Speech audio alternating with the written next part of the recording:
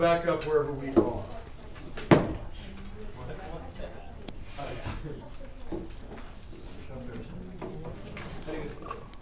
we're going up to 169. And I think we were a tad bit behind, not much. We're in the 150s, are we? Yeah. Okay. We were supposed to be up to 157, right? Oh, you're right. We had just started, pick it back up to 148 with Aqueluti. And we said the other day that Aqueluti, especially Weluti or Welut, or some form of similis, or even seek, could introduce what? Could introduce a simile, exactly right. So, what had just been happening before he gets into the simile? Yeah. He had caught Juno in the wings and making a ruckus. That's right. Jupiter had, or Neptune had calmed down the ruckus that had been caused. Why is it that word just sounds old-fashioned? Because it is. It sounds I rude. like it. I always The picture hootenanny like that was Southern going man. down. What's that? I always picture like an old Southern man. An old Southern man. See, I was Yeah. thinking like a school marm from like Little House on the Prairie or something, saying, "Now you kids, stop that ruckus." Oh, I know you mean. Yeah. You know, that sort of thing. That's kind of like what I was picturing. There you go. So Neptune stops the ruckus, and he now makes a comparison, and he's comparing it in lines 148 and following with what? Addition of crazy. Like sedition and rioting, right? It's just as when there's a big riot that has arisen, and in such circumstances, where do the weapons come from? Yeah, Rachel. The madness, right? Furor ministrat arma. Madness provides the weapons. And then all of a sudden he says, si forte, if by chance, talking about the people, they have conspexero. They see, they catch sight. If they have caught sight of some weir. Now, I'm just pausing for a moment. Mickey, I hate to say it, but whoever's on camera is going to have to be totally focused on that. Because I'm about ready to write, you're going to be able to zoom in and also make sure you're moving. Okay. Here's the thing. And we talked about after C, Nisi, Newman, Nay before. Say that again? After C, Nisi, Newman, Nay, Ollie takes a holiday. Sounds like we have. Yeah, okay. So,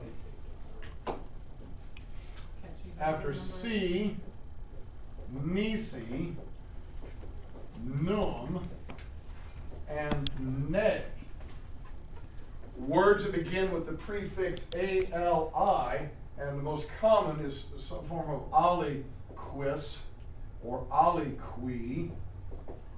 The ali part completely drops off. Okay? Aliquis, aliqui, these words are indefinite pronouns.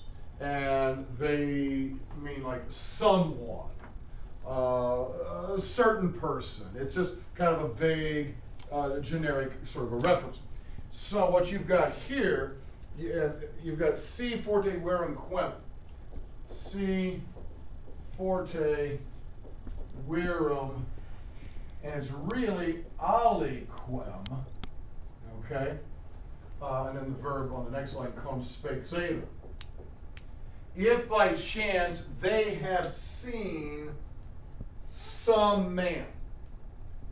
Okay? Because otherwise, if you didn't know that, you would think that the quem was really what? Who? Okay, who, or something like that, because you would think it was what part of speech? Like what kind of a pronoun would you think it is? Oh, okay. Do you think it's a relative pronoun or an interrogative pronoun? It is not. It is actually the indefinite.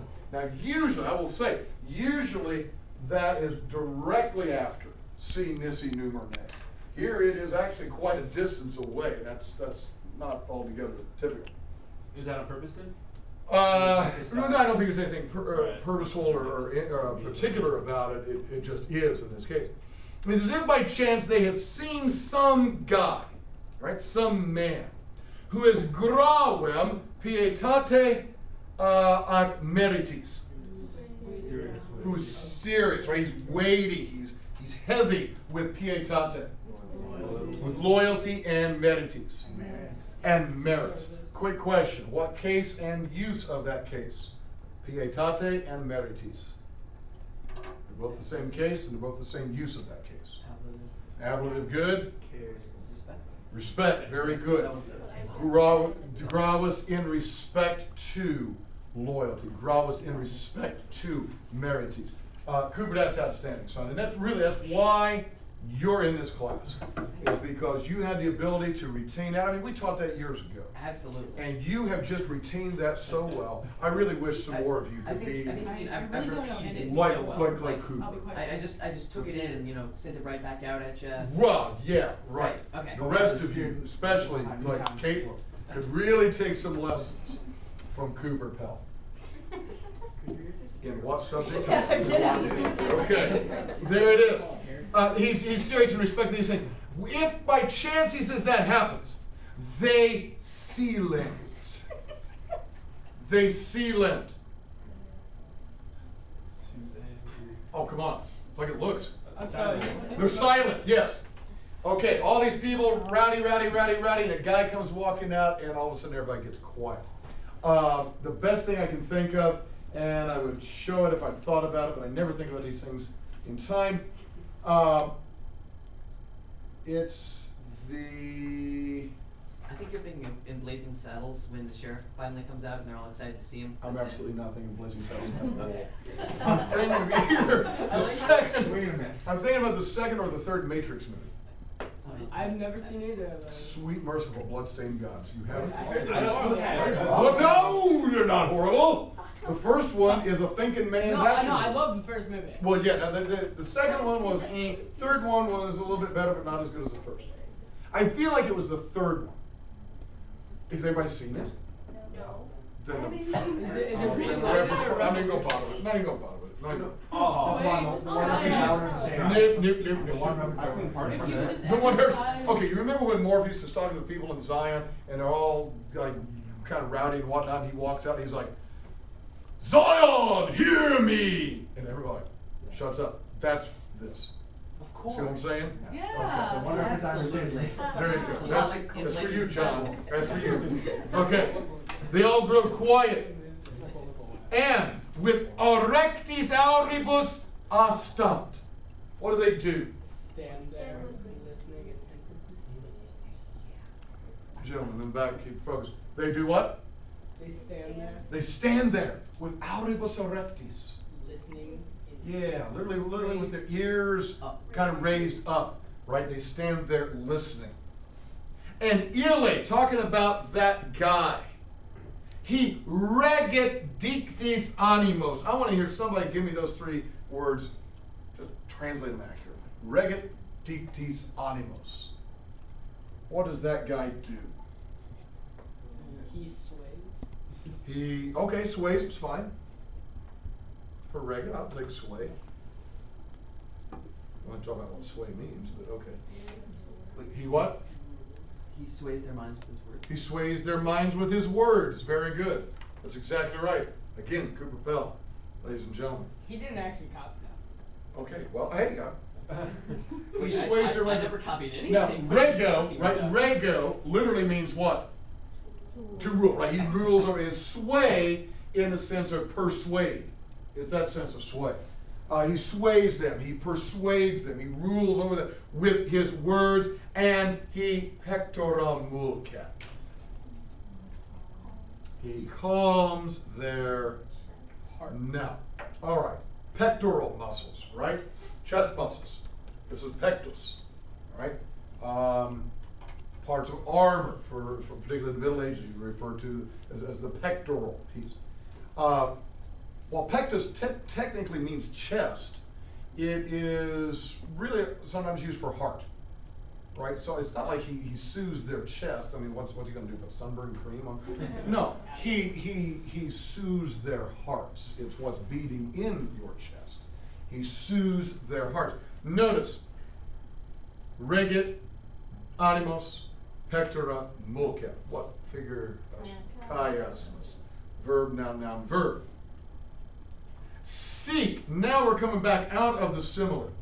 It's just as when, blah, blah, blah, blah, blah. And then he comes back out and he says, so it was, right? That the cunctus fragor pelagi cecit. So the cunctus fragor, cunctus synonym for omnis or totus. The all or whole, the whole or all, the fragor, the uproar, the crashing of the pelagi, the crashing uproar of the sea, cecit. Say it louder, Brenda. Subsided. It subsided. It grew quiet. And he says, when Neptune calmed it down, he says, it's just like something that they could have all related to. Guy comes out and calms the crowd. Aequora postquam prospiciens genitor, cae loquin vectus aperta flectit equos, corruque volans dat lora secunda. Afterwards, the genitor, Their father. the father, and we'll see kind of what that means here in just a minute. The father, prospiciens aequora, looking out over the sea. Cae loquin vectus aperto flectit equos. What does he do? In vectus, carried across the aperto caelo, flectit equos,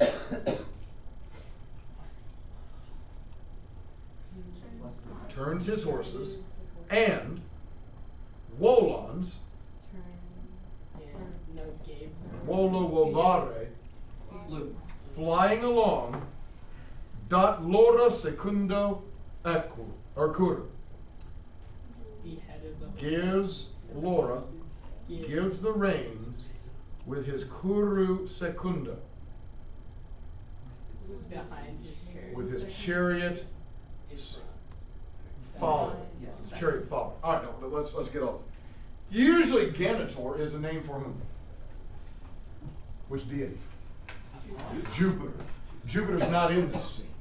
This is still Neptune. And he goes in and refers to him a pretty big title, calling him Genitor. He's the father of the waters, right? He's the father of the seas. And definitely, I think he's emphasizing Neptune's status, right, as opposed to Eos, right, the second string, third string sort of deity, minor god. Here's the father of the waters, right? And he, looking out over the Aequora, right, looking out over the sea, he traveled along through the open sky. He turned his horses. So in other words, he had been skimming along the waters, and basically Neptune now just kind of goes riding off, I guess, up into the sky. Maybe he's going back to Mount Olympus. Maybe he's going back to Jupiter. If you're done, just bring it here. Yeah. Maybe he's going to go back to Jupiter or something. But here's what I get. He dot Laura. He gives reins. Have we talked about that before? Seems like we'd already had that. Yeah. What does that mean? He gives reins. Lets the horses go. Right? He's letting them go. He gives them their full rein with his curu secundo, with his chariot following. So basically, the chariot and the charioteer aren't so much in control anymore. He kind of lets the reins go. Horses are now pulling the chariot free and clear, and the chariot is just following along. Of course, he is in it. Secundo. Anybody want to guess what deponent verb secundo comes from? Sequor. Sequor, sequi, secutus, which means what? To follow. So then the adjective secundus, from which we get our word second. Right? Anything that is second is following something else. And that's all that means. Okay? What about Now, yeah. like a second? Like, does that have anything to do with secular? second of time. That's why I got this. And it's just completely different. A following. Back.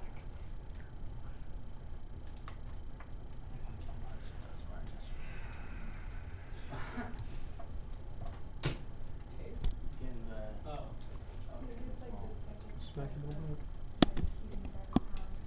It may be that.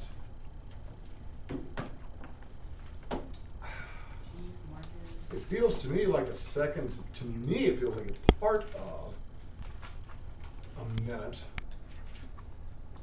There is an SEC word that has to do with part.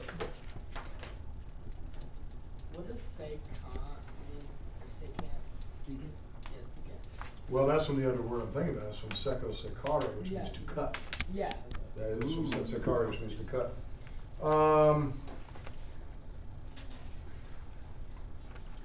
Okay, it is, second as in time is still from secundus, meaning that which follows. It's the, oh!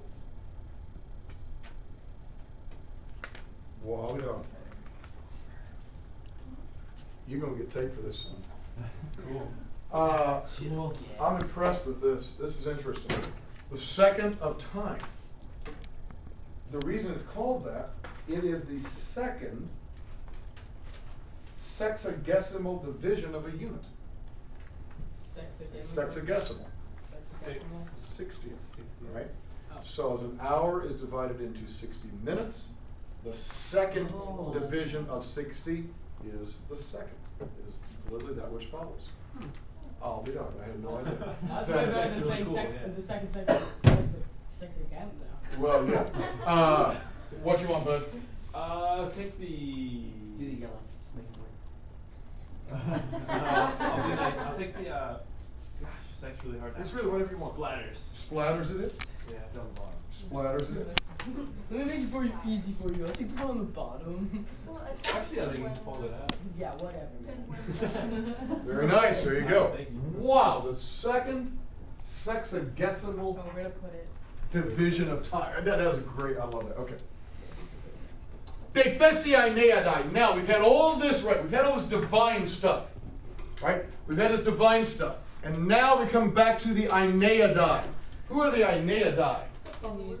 Aeneas' people, all right? Aeneid I would be, well, we've had that word before. When you name somebody kind of after their, usually founding father sort of deal, we call that a patronymic, right? Patronymic. And we had that with Saturnia. Saturnia was the patronymic for which deity? No.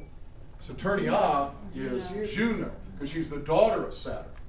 So the Aeneadae, right? These are the followers, the people of Aeneas, right? The Aeneadae. The Aeneadae, defesi, tired. They contendera, petera. I wouldn't do March here. They strive to petera. Well, contendo can also mean hasten. They hasten to seek the litera quae proxima. Yeah, the shore which is nearest with their, or in their kuru. You're not supposed to be doing something, are you? Yeah. I can come in for the 10th period, right, okay, that's right. Well, I gotta give you a pass, be sure. I think you noticed that, you know, all this time. Yeah, like all Like this. he could have done something. Well, I guess it concerned me all of a sudden. Oh, wait, They yes? hasten to seek the shore which is nearest in their cursu. In their course. In their course. The guys are beat up. Half the wood is ripped off of their ships. Sails are in tatters.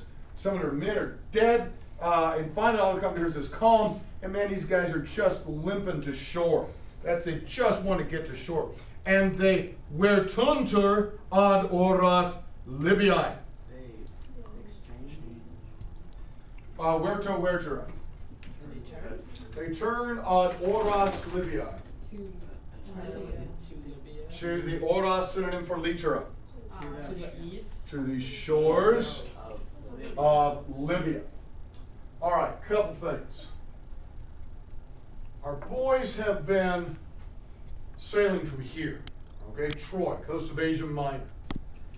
You're going to find out later through flashbacks that their initial path, they actually sailed across the Aegean. They came up into Thrace and thought, they're home. This is where we're going to build the new Troy. They found out that wasn't right. Then they ended up sailing south, and they come down to Crete, and then you find out that's not right. And then they come up around here on the western side of Greece, over here around Actium and so forth, and they found out that wasn't right.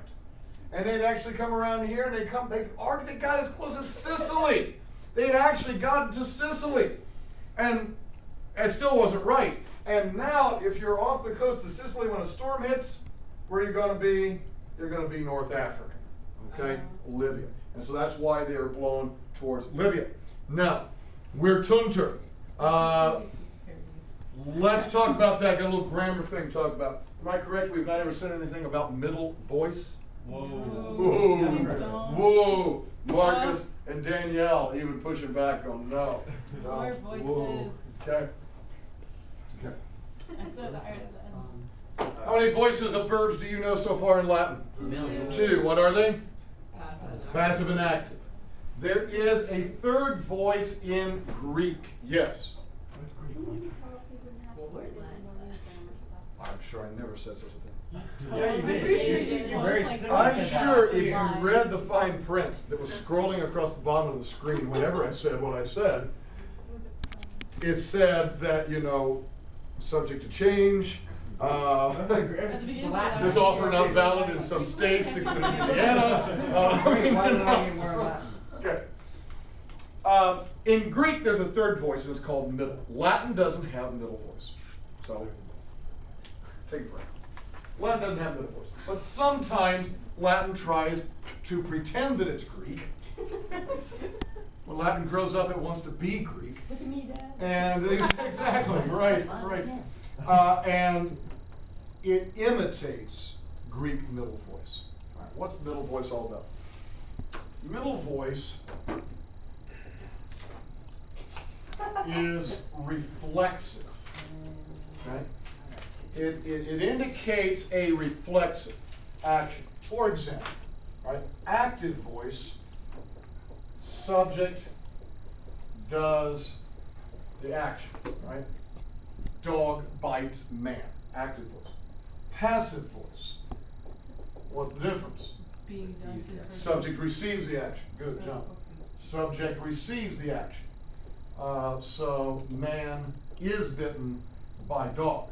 Man is not doing anything. Man is merely receiving the action. Now, middle voice kind of splits the difference.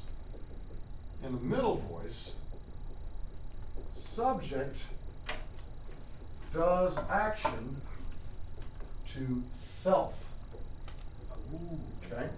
So, for example, if you're going to dress yourself, comb your own hair, those kinds, it's what we call reflexive. It's going back to. Oh, I'm not paying attention. That's okay.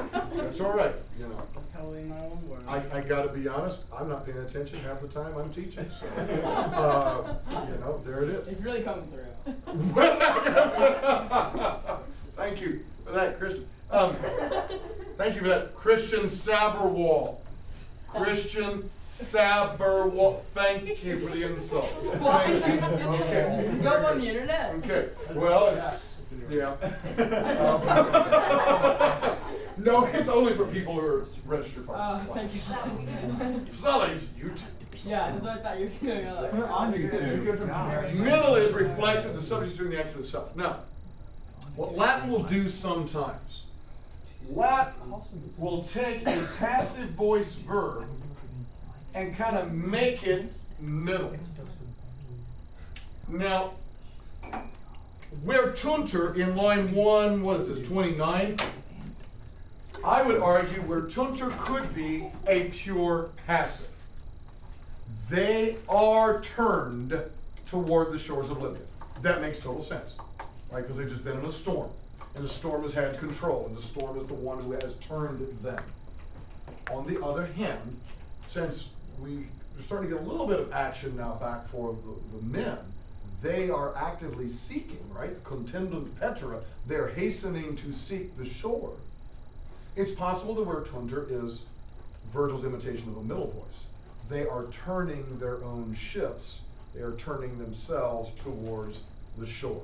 We're going to see that 2 or 3 more times as we go along, where Virgil, and sometimes it's ambiguous, and sometimes it's definitely not.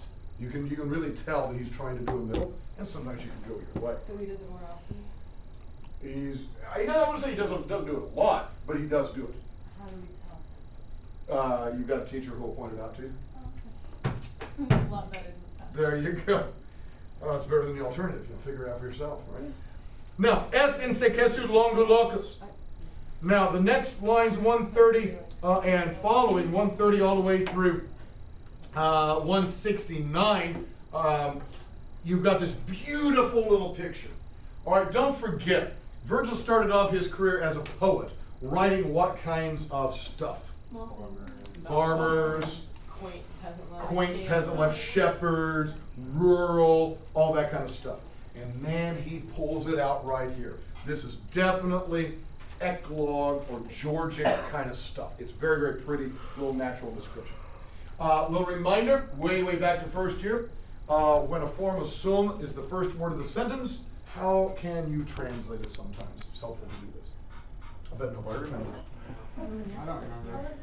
Yeah, I don't even remember that. You weren't here the day I did that? I remember that, yeah. Yeah, you remember not being here that day? Yeah.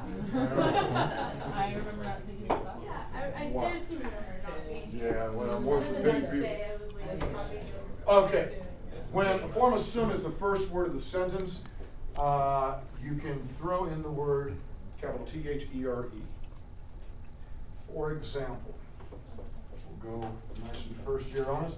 Puella est in Silva, or est puella in Silva. Now, both of those you really could translate the same way. And they both basically mean what? The girl is in the The girl is in the forest. However, if you do start off with est, you're saying really more along the lines of there is a girl in the forest. Latin word order does matter. It just doesn't matter in the way that it matters in English. We derive our entire meaning from the word order. Latin can play with the word order and make subtle changes of emphasis. In the first sentence, the emphasis is on the girl, first word. The girl, that's what the author wants you to think of. The girl is in the forest.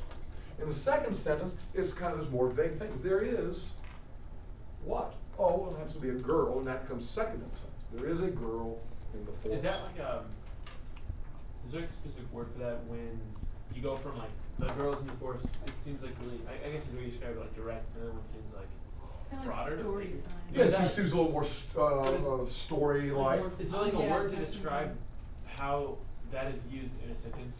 Like, I can't think of like an example of what it would be like, but like there, I feel like there should Are be you a really word. asking about this word T-H-E-R-E, or are you asking me about something else? I guess like in general sentences like, I don't know how to describe it because I don't know the word for it. There would be a word for it, but it's like, it's a bad situation, but it's like you know, like it's direct, and then like the way it's not, but like it's not like that's like an actual like indirect. It's just not being indirect. It's just, Yes, that's definitely not an indirect statement.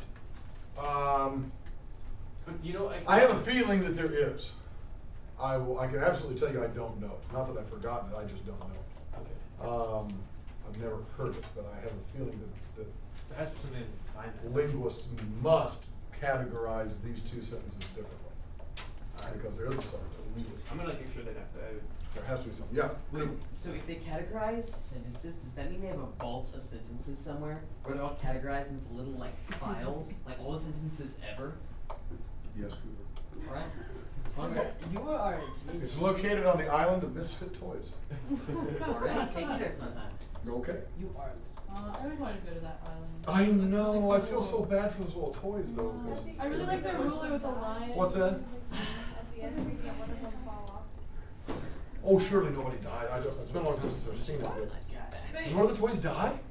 I thought at the end, one of them fell off the sleigh. No, they were brought to Oh, yeah, other they little were boys being and thrown girls. off. They were being thrown off the sleigh to give to little boys and girls, directly Yeah. into the chimney. Oh, yeah, I think that's right. Yeah, no. To land in the soft ash. Those I shows love would that never show. have killed off. Yeah. All right. Est in sequesu longo locus. There is, now talk about vague, there is in a sequesu longo, in a long recess, a locus, a place. Okay, now we are definitely, I'll tell you where the place is. It's smack in the middle of Virgil's mind. Okay, this is clearly, we're into the realm of imagination here, right? There is a place somewhere. What does recess? I know what it means, like in terms Recess is to, literally is to yield or to move back. Say is apart. So the say prefix is apart, the re prefix is back. So say kesu is to move apart. So there's this little inlet somewhere, there's this very long inlet, and there's a place there in this long inlet. Insula portum efficit objectu laterum. An insula, an island, efficit a portum.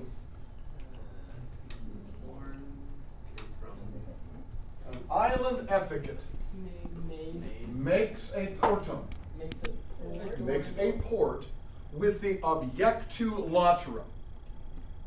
We're going to talk English and we're going to talk Latin here in just a second. With the objectu laterum. Well, objectus. With something of its sides.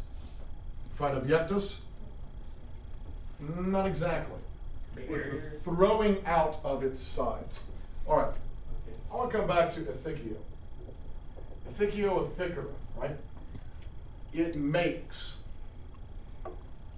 Make sure you, as Latin students, get the difference between the two English derivatives of facio, affect and effect.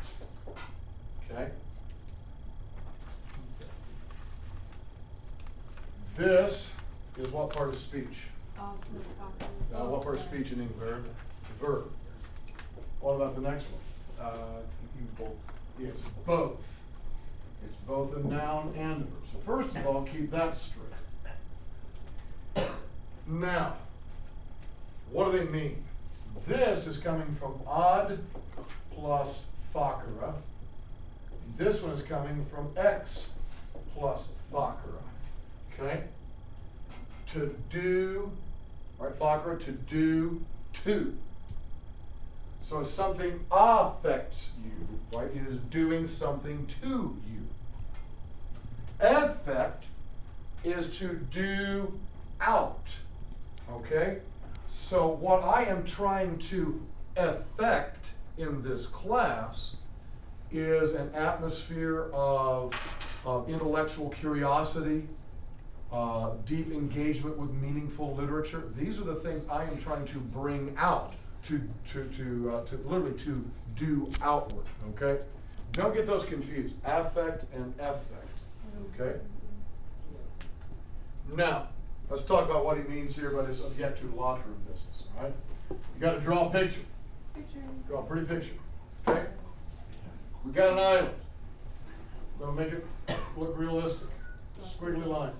Now, this is going to be a bird's eye view, right? We're looking down from Mount Olympus, right? Now, apparently, apparently it looks something like this. Okay. With the objectu, which literally means the throwing out of its sides, it makes a little port. Okay? So here's the water. I have blue for water. Aw, you ruined it. So Okay? pretty. There we go. And the water's rushing up against this island, and you've got a natural little port here.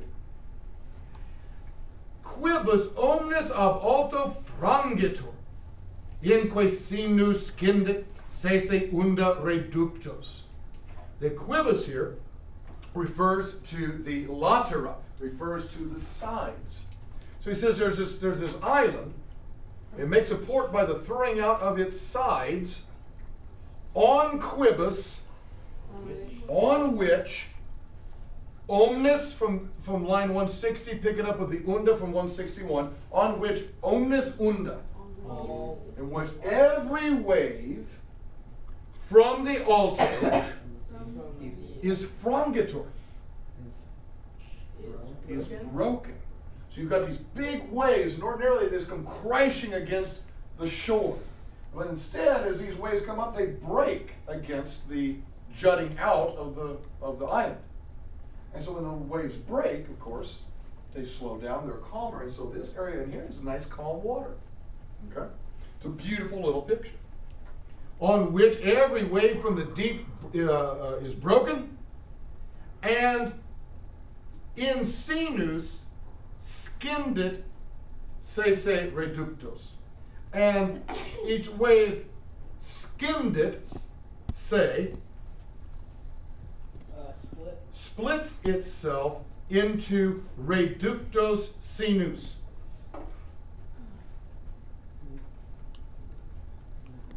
Literally into brought back sinus. Folds. Okay? Now, I know this is horrible, makes no sense in English. All right, sinus, S-I-N-U-S. All right, think about a sine curve in math. That's where the word sine, S-I-N-E, is coming from. All right, sinus is the fold of your toga. It is the fold or the curve of a piece of land, and it can be even a synonym for your lap. Think you're all in a sitting position, right?